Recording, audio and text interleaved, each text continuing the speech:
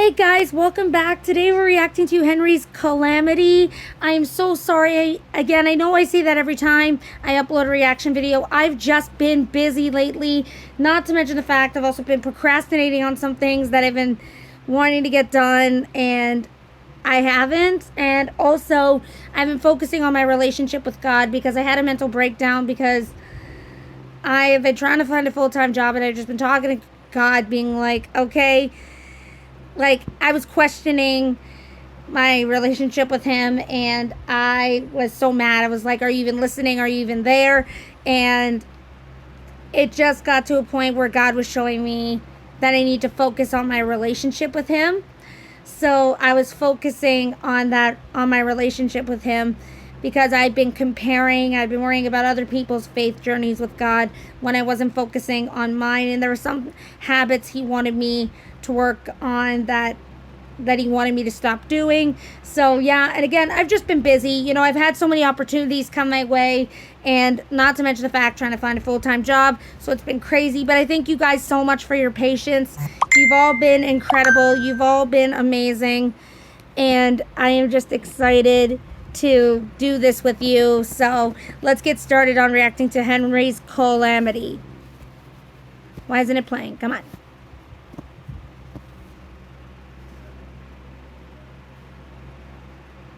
Being offended. Why would I want to avoid being offended? Ignore my warning. I don't say I didn't warn you. Okay. Enjoy the fucking video. I just want to skip that because it's like I know the warning. This video is brought to you by my loyal patrons. Register now at any tier to watch new videos 1 month in advance before they're made public. Link is in the description. Many years ago, Henry the Green Engine had a different shape. Rumor had it that he was built from stolen designs from Brazil on the mainland, and it wasn't found out that they were rejected until it was too late. Meanwhile, Topham Hatt was in desperate need of an engine due to a locomotive crisis, particularly an electric type, and so Henry was sold to him, much to fury when he realized that he'd been swindled because of his desperation. Oh no. Because of his shape, Henry's firebox was small and couldn't produce much heat from the coal that the other engines use. I don't know why, but I've learned about Henry from the books, and it's like, we know this story. He needs special coal to help him. I don't know why. I feel like if Henry was human, he'd have asthma, because it sounds like asthma. He struggles to start up his fire and breathe properly, so he needs Welsh coal. I don't know why. I just see that as asthma for Henry if he was human. Just saying. Let me know if I'm wrong. Henry's driver then suggested using Welsh coal. It's expensive, but Henry deserves a second chance. James shall go and collect some. When the coal came, Henry felt like a brand new engine. I feel so well, he said happily as he puffed down the line. But despite Henry's happiness, it wouldn't last long. Why? Why? If you ever visit the island of Sodor and are interested in the stories from the various railways, then you should visit the Railway Archives. It's a treasure trove of stories over the years with all of the... Okay, let me guys know in the comments, if you went into this Thomas and Friends archive, would you leave? Because I know I wouldn't leave. I wouldn't leave at all. Engines across the island of Sodor, big or small. Let's take a look at all the stories that are a blast from the past for the engines of Sodor.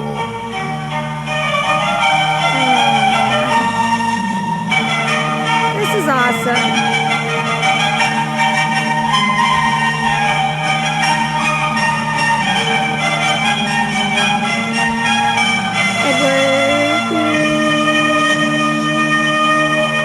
Flashback tales.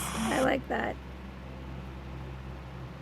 While the Welsh coal was doing wonders for Henry, for Topham Hatt, the price had gotten worse and worse for him. Oh no! As the world was going through a recession which was called the Great Depression. Ooh. Topham Hatt knew that the coal was working well for him, but he needed to keep the railway's finances steady in such dire times. But he had to make a decision. One night, Henry puffed into the shed, still feeling pleased with himself. The other entrants were pleased to see Henry in high spirits, but James was getting annoyed by him. Why do we get regular coal and Henry gets special treatment? He complained. It's simply not fair for us.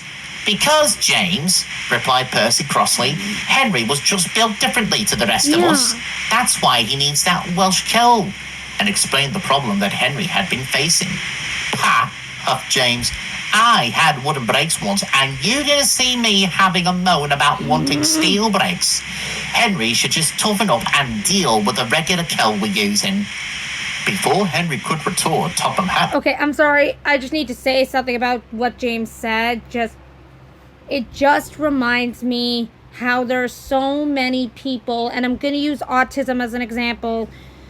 When someone with a disability goes through something, at least from what I've learned from my autism perspective, is like, say if someone with autism has a meltdown, they think it's a temper tantrum, and they think, oh, they're just being a baby, like they need to get over it, or like say it's so loud that what?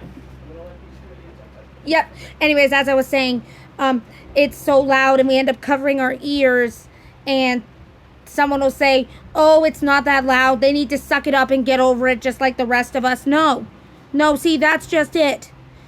We can't just suck it up. And for James to tell Henry that he should suck it up and deal with it, no, that's not okay. That's like telling someone who has asthma that they need to suck it up because they're built different. We're all built differently. People who have visible disabilities, non-visible disabilities, doesn't matter. You can't just tell us to suck it up and grow up and deal with it like just like the rest of everybody else. That's not how it works.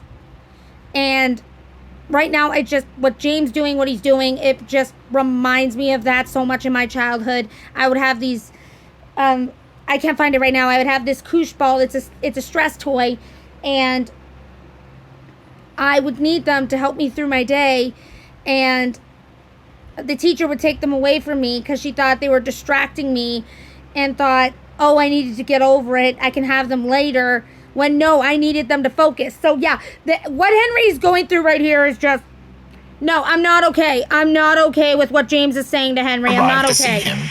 Good evening, sir, greeted Henry warmly. Is there something you need to tell us? Indeed, Henry, replied Topham Hatt. It's a hard decision for me to make, but the coal you're using is getting more and more expensive, and I cannot afford it due to the recession we are in. You can still use the coal you got now and the latest shipment that James will be bringing tomorrow. But after that... See, look at James! Look at that! He's smirking! Oh my goodness!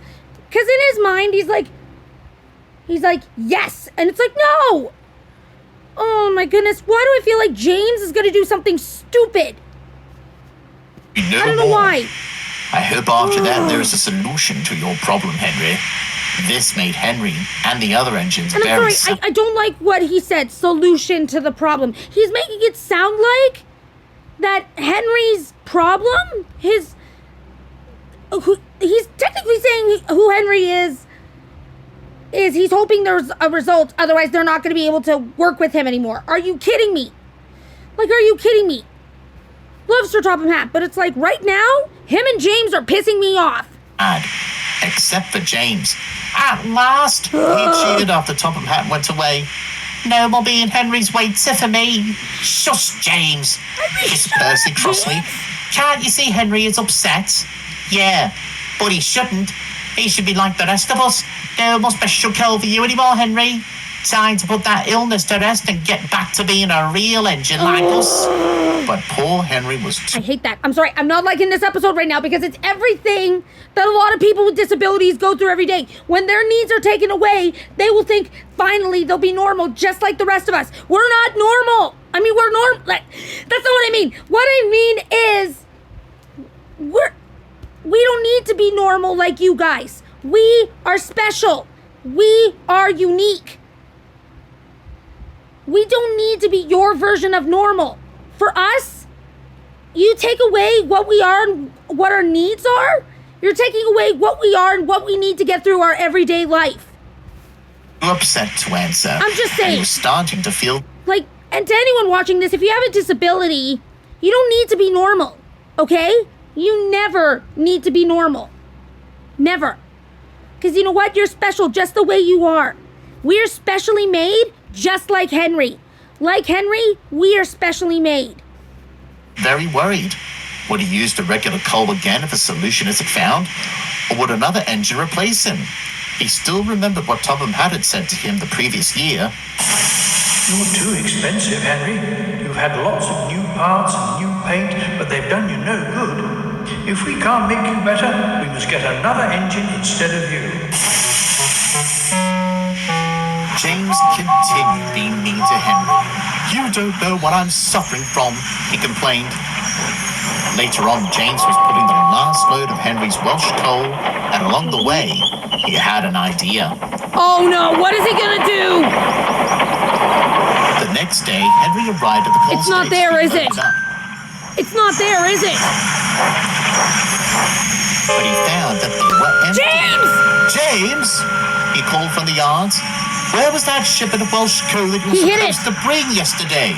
But James was pretending to be asleep. I'm going to share with you guys something at the end of this, but it's like, what he did here, makes me so Henry mad! hissed crossly. Now what? He groaned. Well, you need to be topped up, old boy. So I think we'll have to use the regular coal instead. Regular coal? Replied Henry worriedly. I understand you're worried, Henry, but we have trains to take, and we can't waste any time. So Henry puffed away to be loaded with regular coal instead, while James sniggered with triumph. Now you'll see you're not so special now, he thought. With the regular coal loaded up, Henry puffed on down the line. He was feeling feeble, sluggish, and late. When he approached Edward Station, he found he couldn't go any further. Poor Henry. What did James The passengers were cross and began saying what a bad railway it was. Please, pleaded Henry, sadly coughing. Understand that I'm in pain. But the passengers didn't hear what he said, and poor Henry puffed sadly into a siding so another engine could take over his work. This is just sad. Like, these guys telling him what a bad railways is. Like, yeah, they didn't hear he's in pain, but it's like, come on. This is not fair to Henry. Okay? This is not fair.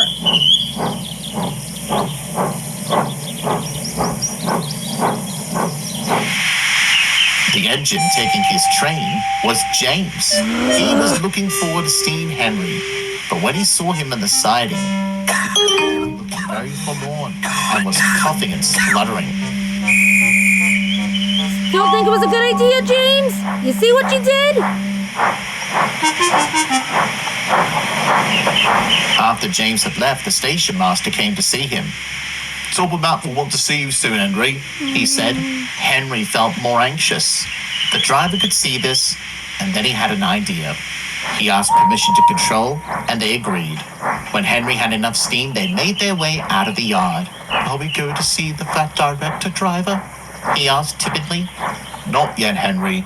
We're going to go somewhere special. Where are they taking us?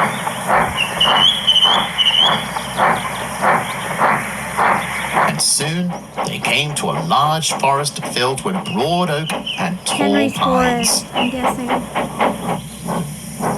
What the? Henry was confused. What? What's so special about this place, he asked. Yeah. This is the forest, Henry. I brought you here so you can relax your mind. I sometimes come here when I'm in a spot of bother. Just relax and take it easy. And so he did. I don't understand.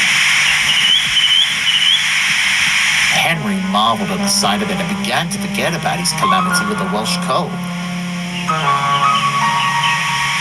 You know, maybe I shouldn't worry about what's going on.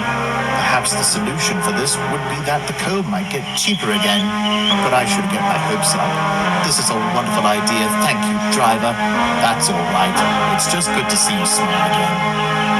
When Henry returned to the yard, he saw what's going on? and James in the yard. He then told Henry that the last supply of Welsh coal was hidden by James as a trick. Oh. I'm sorry, Henry, replied James sadly. I only owned up because I could see how bad he was suffering. Well, that is good, James. We simply put Henry in a great deal of trouble and have caused our passengers to think that we are a bad railway. I cannot let that slip by. As punishment, you will stay in your shed until you are to be trusted again. Yes, sir, replied James. Henry was glad that he was running on Welsh coal again, and it carried on right through to the winter. One early morning, he was to take a train of fish over to Manchester on the mainland. But during the night, a heavy snowfall had forced the signal to go down, and the cold had frozen some points to another line, and no one knew what would happen next. James, who was let out of the shed, was taking a goods train and was waiting for Henry to pass while his crew went to join the guard in his band having cocoa. He then heard Henry's whistle. Yes, I remember the accident, he said. But James couldn't see Henry passing, and then he heard Henry's whistle again. This time it sounded like it was an alarm. James couldn't understand why until... the accident, I remember this accident from the books. Yep.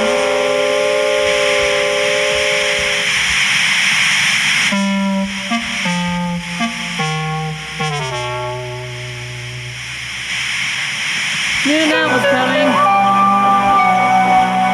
The breakdown gang arrived and word started to lift Henry back onto the line, while James and Edward were helping to clear out the mess.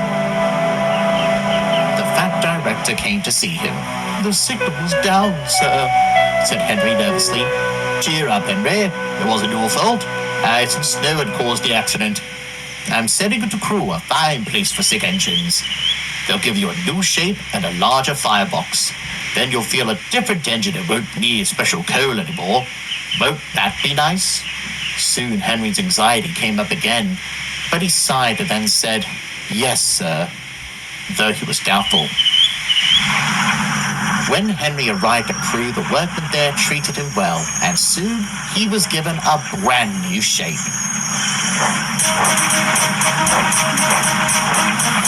You look very smart, replied a smartly dressed gentleman.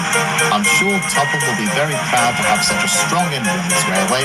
Thank you very much, Mr. Stanley, replied Henry jerkily. Give father my regards, replied Charles. I will, and thank you, heaved Henry as he puffed away.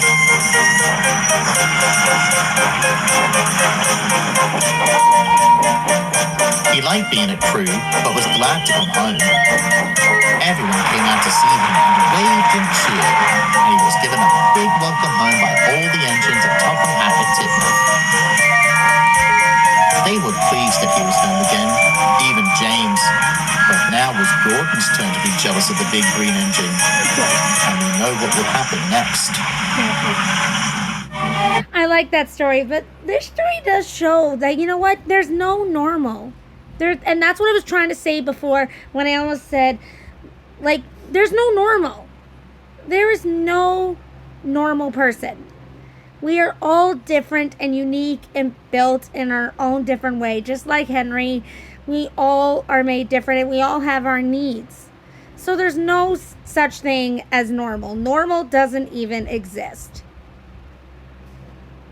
It's God made us the way He made us, and everything will be okay. So let this show you guys, if you see someone with a disability and you see someone making fun of them because of the needs they have, like, help them to know that, you know what, it's okay that they have the needs that they need, because it helps them to get through their day. And just let them know, you know what, you're special. Let them know God loves them and that they're special because that's the way how God made them. God bless everybody. Have an awesome day. I'll see you on the next video. This is K Bear 101 signing out. Adios, everybody.